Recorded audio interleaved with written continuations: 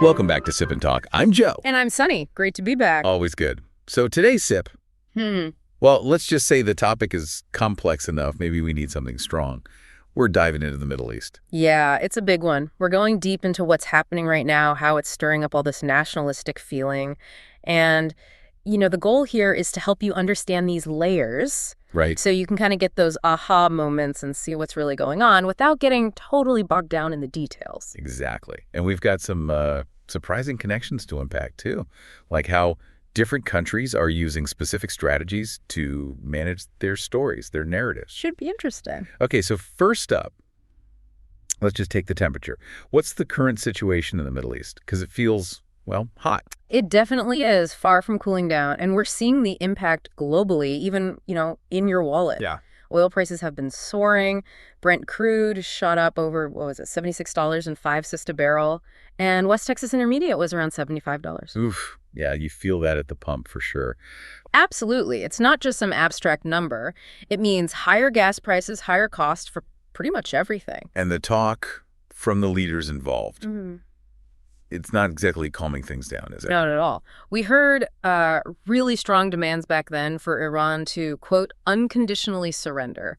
And these really stark claims from the U.S. and Israel about having complete air superiority over Iran. Complete air superiority. Yeah. Wow. Yeah. And the stated goal wasn't just, a ceasefire. It was framed as a real end to Iran's nuclear ambitions. Which brings us to the nuclear program itself. That seems to be a major driver here. It's hugely concerning, yeah. Iran's low enriched uranium stock, it's grown to about 550 kilograms. And they've got a significant amount of medium to highly enriched uranium, too, which is getting dangerously close to weapons grade. That's the worry, right? That's the core worry. Plus, their centrifuges. The number is projected to explode, maybe over 15,000 by 2025. That kind of exponential increase. It's a massive red flag, especially for Israel. Understandable. And even the IAEA, the International Atomic Energy Agency, they've voiced concerns, worries about potential nuclear radiation leaks if those facilities get directly attacked. That's a terrifying prospect. Yeah. So, okay, with all this happening, how are the other big global players reacting? Are Russia and China jumping in? Well, it seems like they're hesitant, actually, at least in this specific conflict. Russia and China, they don't seem eager to get deeply involved right now. Interesting. And regionally, you've got a lot of animosity towards Iran from many other Middle Eastern countries. It's not like they have a ton of friends in the neighborhood. Right. Plus, we've seen more activity from the U.S.-led combined maritime forces. And the Houthi rebels, they're still a factor. There was confirmed extreme interference near Iran's Abbas port. Interference, what does that mean exactly? Jamming, spoofing signals, that kind of thing, makes shipping dangerous. And the Houthis keep firing missiles and drones at U.S. ships in the Red Sea. It's causing massive logistical headaches. Just trying to imagine managing international shipping through all that. It sounds like a nightmare. Pretty much. A geopolitical traffic jam with missiles. Okay, so speaking of global players, Yeah. China. Their online stance on this, particularly the anti-Israel sentiment, is really noticeable. What's going on there? Feels like more than just random online opinions. Oh, it absolutely is. If you look at Chinese platforms, Weibo, Douyin, Bilibili, whenever there's a flare-up involving Israel, the anti-Israel sentiment is incredibly strong, consistent. So give us some examples. Like, what does that look like during, say, those Israeli-Iranian clashes? Okay, so during those periods, like October 2024 or June 2025, when Israel carried out airstrikes in Iran, Chinese social media just exploded. Right. Flooded with posts calling Israel aggressive, accusing them of indiscriminate bombing, often linking it to imperialism or calling Israel, and this is a common phrase online there, America's running dog. Wow. Strong language. Very. And the focus is almost always on civilian harm, often, without much context about the wider conflict or what might have triggered the strikes. I remember hearing about an incident involving Iranian state TV getting hit. That caused a big stir online in China, didn't it? Huge stir. That was June 16th, 2025. An Israeli airstrike hit the state TV building in Tehran.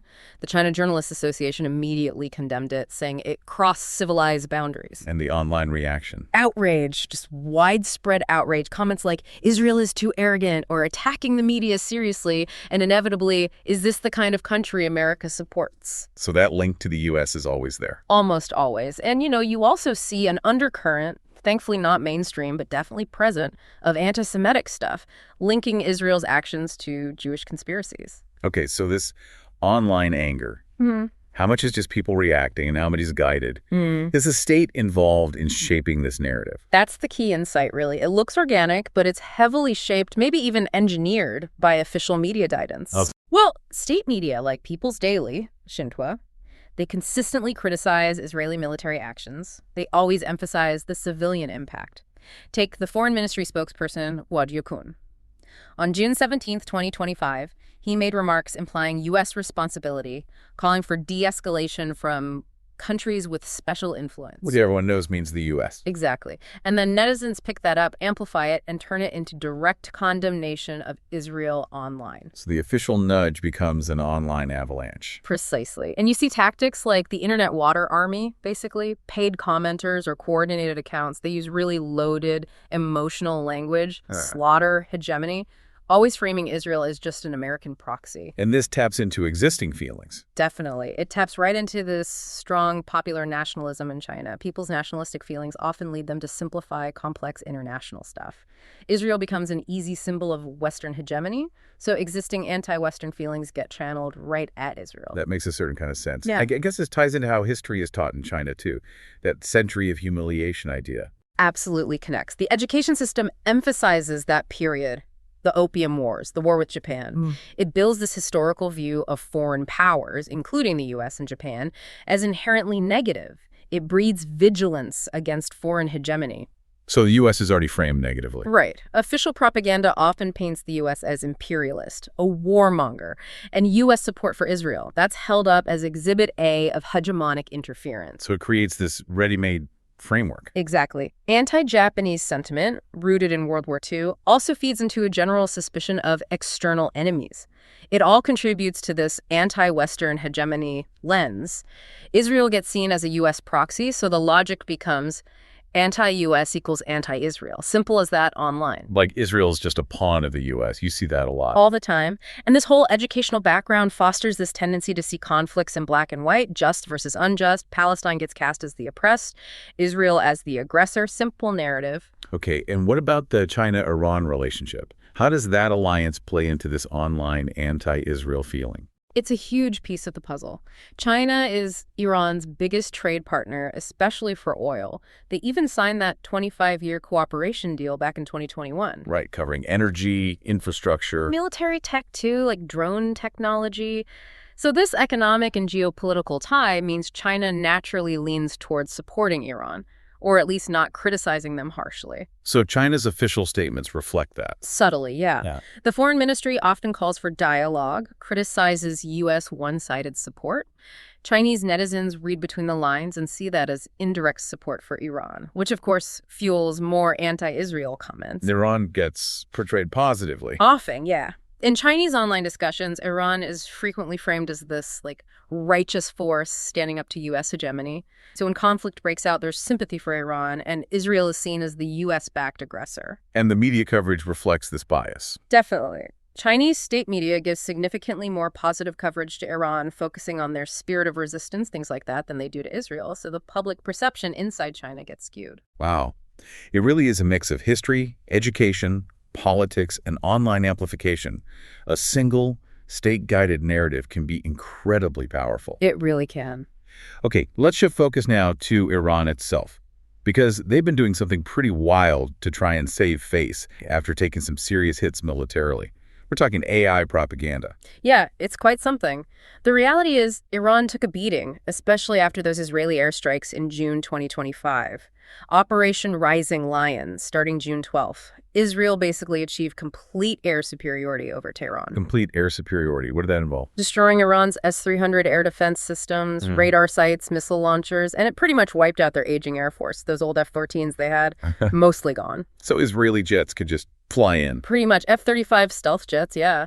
But even older F-15s and F-16s using cheaper guided bombs could hit targets almost freely. Iran's air defenses were essentially paralyzed. Okay, so facing that reality, they turned to AI. What kind of stuff were they putting out? Well, one of the most blatant examples. Iran's military, using Telegram and state media like Press TV, claimed they shot down an Israeli F-35. A stealth fighter. That would be huge if true. Exactly. They called it the first successful shoot-down of a fifth-gen stealth fighter. Big claim, but it fell apart fast. How so? The images they released were just obviously fake. Classic AI tells. Weird lighting, pixelation, even incorrect Israeli Air Force logos on the supposed wreckage. The IDF and international media debunked it almost immediately. That's pretty bold trying to fake something like that. What else? They put out AI-generated videos, too, showing supposed destroyed Israeli military targets, airports, maybe nuclear sites. But again, experts pointed out unnatural explosions, strange transitions, classic AI artifacts, no real proof. And sort of general threatening imagery, too. Yeah, things like bloody revenge videos, also AI-generated, depicting, Israel destroyed, clearly aimed at threatening Israel and boosting morale back home. So why? Why resort to this AI charade, especially if it gets debunked so easily? What's the thinking behind it? Several key motives, really. Domestically, it's classic propaganda for stability. They desperately needed to cover up those huge military losses, especially losing air superiority. To avoid public anger. Exactly. Especially after those big woman life freedom protests in 2022, they couldn't afford more widespread discontent. So fake victories like the F-35 claim were used to whip up nationalist feelings. Make people feel like Iran is still strong. Right. Assure the public they can still stand up to enemies like Israel and the U.S. It fits their whole Zionist regime narrative. And frankly, it's a distraction. Diverts attention from the economy, isolation, the actual military failures. Makes sense domestically. What about internationally? Internationally, it's about projecting strength they don't actually have. And psychological warfare. They use AI to create this false image of military power, especially for their allies in the axis of resistance. Like Hezbollah, the Houthis. Yeah, trying to maintain leadership in that group and claiming to shoot down an F-35. That was also an attempt to undermine Israel's psychological edge, especially after Israel declared that complete air superiority. Trying to poke holes in Israel's deterrence. Exactly. And they also targeted the Arab world, trying to link their actions to revenge for Palestine to win sympathy points. And the AI part, is that just because it's easy and cheap? That's a huge factor. AI, images, and videos, super cheap, super fast to make. They could pump out tons of propaganda without needing any actual military success. A way to compensate for their outdated military. Precisely. Their Air Force, with those pre-1979 F-14s and F-5s, just couldn't compete with Israeli F-35. So information warfare became the substitute. And state media, social platforms, they amplify it all, sometimes even disguising it as independent journalism. And you mentioned nuclear facilities earlier. Did the AI propaganda try to cover setbacks there too? Seems likely. Sources indicate Israeli strikes did serious damage to Natanz and Fordow and killed key scientists. So pushing these fake military victories helped obscure that massive blow. It maintains the illusion of nuclear deterrence, buys time to maybe relocate or rebuild. Right, you have this huge gap between the AI fantasy and the actual reality. The massive gap. The AI claims are just absurd, obvious fakes, and it genuinely hurts their credibility internationally. Their real retaliation involved expensive ballistic missiles and those cheaper Shahed drones. Which were mostly shot down. Largely intercepted by Iron Dome, Arrow 3, yeah. The long-term risk for Iran is significant. Getting caught in these lies just isolates them further, exposes their military weakness, and might even delay needed reforms. And you mentioned earlier there's a link back to China here. Ideologically, yes. Iran's AI stuff and China's online anti-Israel narrative. Okay. Both are fueled by that same anti-Western hegemony mindset. And sometimes you even see Chinese netizens citing Iran's fake AI victories as proof, which just amplifies the whole disinformation cycle. Fascinating. Which brings us to a broader point. This use of propaganda, not just externally, but as a tool for domestic stability, it seems like a common playbook. It's absolutely a core strategy for many governments, especially when they're facing internal problems. Propaganda isn't just about convincing others. It's often about convincing your own people that things are okay or that the problems are someone else's fault. Right, defining propaganda. Yeah. It's basically purposeful communication using selective info, emotional appeals. Bias language, yeah. Oh. All designed to influence public opinion, stir up nationalism, keep the regime stable, or just distract people from policy failures or tough times. So besides Iran and China, who else is really active in using propaganda this way? Well, Russia is a major player, obviously. State media like RT and Sputnik push anti-Western narratives constantly. We saw that clearly with the Ukraine war. Definitely. Putin claiming genocide in Donbass to justify the invasion, spreading disinformation like those bizarre stories about Ukraine harvesting organs just to demonize them. Plus that historical revisionism, calling the Soviet collapse the greatest geopolitical catastrophe, it's all about shaping a narrative of strength and grievance. And the motive seems similar. Stability at home, deflecting from military issues. Exactly. Maintaining stability under sanctions, diverting from failures like the Kyiv withdrawal in 2022, and trying to influence Western politics or weaken NATO. It works to consolidate Putin's support domestically, especially outside big cities, but internationally it's led to more isolation. Then you have North Korea, which is almost like propaganda in its purest, most extreme form. Textbook case. State media KCNA literally deifies the Kim family. Kim Jong-un can supposedly control the weather. Right. Education, media, it all pounds home this message. The U.S. and Japan are imperialist enemies. Schools show anti-U.S. films, and they constantly exaggerate military strength, maybe with doctored photos or, again, even AI videos of missile tests. And the motive there is just regime survival. Purely. Maintain stability despite horrific economic conditions, widespread suffering. Distract from famine by constantly hyping external threats like a U.S. invasion. And try to get leverage in negotiations. It's incredibly effective inside North Korea because information is totally controlled. Zero credibility outside, though. Any others that stand out?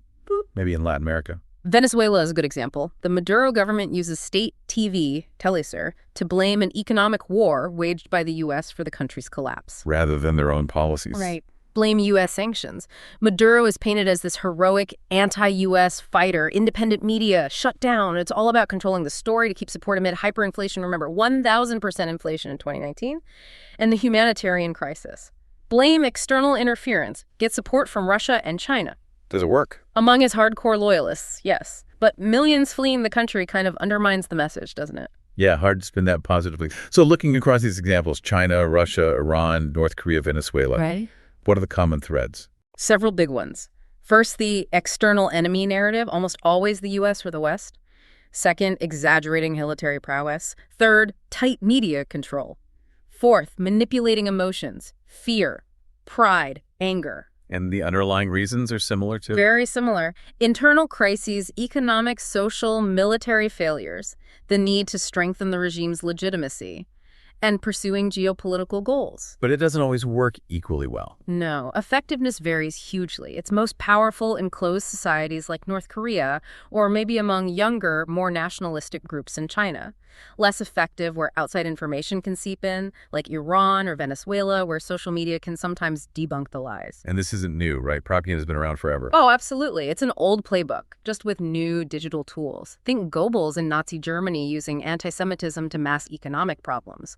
The Soviets demonizing the West during the Cold War. Even the U.S. during World War I drumming up anti-German sentiment. But the digital age changes the game. Completely. AI and social media make propaganda incredibly cheap and fast to spread globally. But, crucially, they also make it potentially easier to debunk if you know where to look. It creates this constant global information war. Which makes things like media literacy education so important. Absolutely vital. Equipping people, especially in more open societies, to spot misinformation and understand these narrative tactics is one of the best defenses we have. It's a crucial check. So wrapping this up, what does this all mean for you listening right now? We've journeyed through, well, quite a complex landscape, geopolitics, internal pressures in different countries, and this increasingly sophisticated use of information and disinformation to shape how we see the world. That's a lot. From oil prices hitting your budget to AI creating fake battle victories. Yeah. It really is a dizzying time to try and make sense of things. Yeah. And I think the main thing to take away is just how crucial critical thinking is, now more than ever, seeking out different viewpoints, questioning narratives. Not being cynical necessarily, but just discerning. Yeah. Asking where information comes from, who benefits from you believing it. Exactly. So the big question for you is, how do you navigate this? How do you sift through all the noise when reality and AI fakes are getting harder to tell apart and these national stories are spun so expertly? Something to think about. Definitely something to mull over.